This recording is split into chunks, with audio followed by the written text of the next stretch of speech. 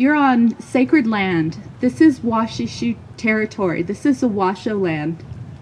We know the Nevada Indian Commission staff has done research. We know that at least 20,300 Native Americans were forced to attend Stewart. And we're still counting, right? My amazing 96-year-old grandmother, she grew up in those dorms right there. I'm so privileged to have the job that I do. I was appointed to do exactly opposite of what the federal government wanted to happen at this ground. Kill the Indian, save the man.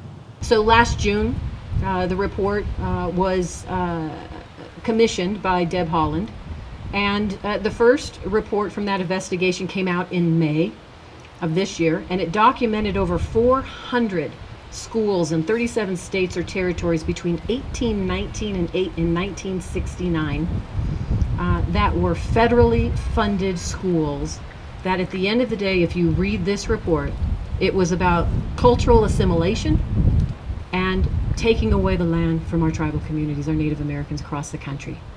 My name is Kutoven Stevens. I'm from the Yerington Paiute Tribe, which is 50 miles that way. Yeah, I know those 50 miles pretty well about now. We care about the Paiutes, we care about Washoes, we care about all the Native Americans, especially the ones who had to deal with boarding schools personally. You ask any Native American around here, they had some tie or relation to a boarding school. So they truly know firsthand the kind of evil that was delivered through boarding schools and the kind of assimilation that was, taking place. And to this day, people don't know.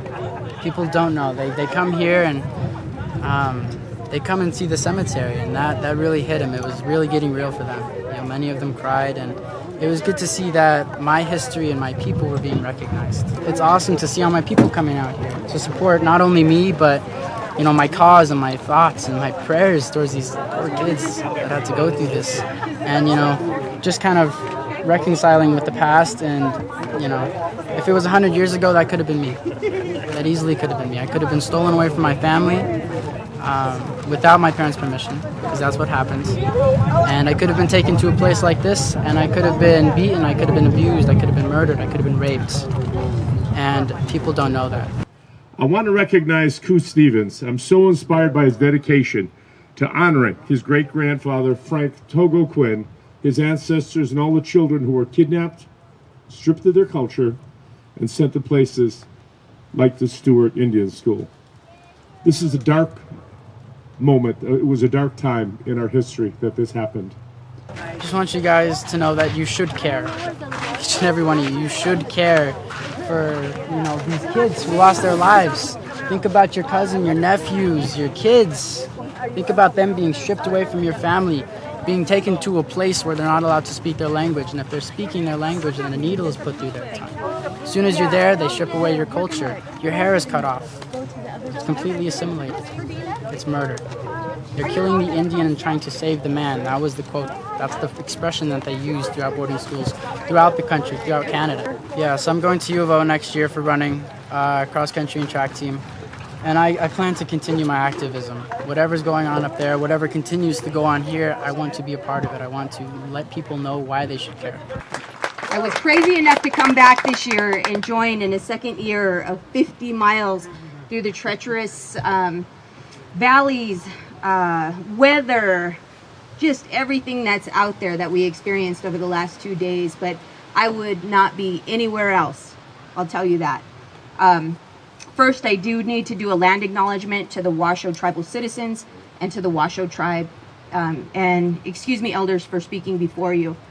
Again, I just want to thank Ku for having a vision, for being an exceptional young man. I grew up on a res, on a colony, and hearing about Billy's story and see how he really related to me, and his dreams and aspirations of going to the Olympics and then making it happen, I really connected to it. I believe in America. I believe in our democratic experiment. I believe in our youth. I believe in you.